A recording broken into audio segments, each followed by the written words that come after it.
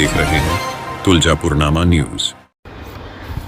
नमस्कार, आपण पाहत आहात तुळजापूरनामा न्यूज चॅनेल। आत्ताच तुळजापूर तालुका बाजार समितीच्या सभापती पदावर संतोष बोबडे यांची निवड झाली आहे। एक महत्त्वाची बातमी आपण पाहत आहोत।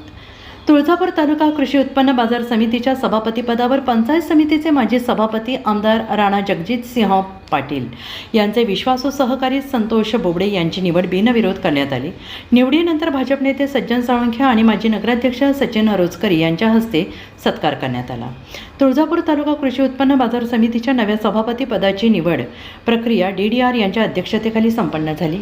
सूचक आणि अनुमोदन माजी सभापती विजयसर गंगणे आणि आशिष सोनटक्के हे होते। आमदार राणा जगजितसिंह पाटील आणि नगराध्यक्ष विनोद गंगणे, माजी सभापती विजय गंगणे, पंचायत समिती सभापती विक्रम देशमुख आणि या मान्यवरांनी त्यांचे अभिनंदन केले।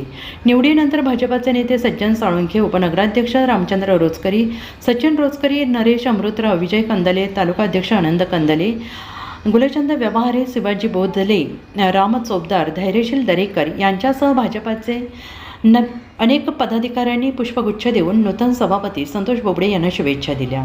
या प्रसंगी तुळजापूर तालुका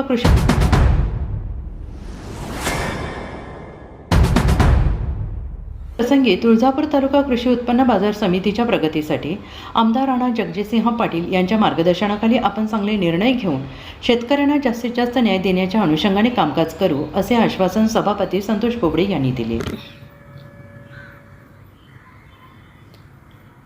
पाहत रहा तुळजापूरनामा न्यूज चॅनेल, धाराशिव, तुळजापूर।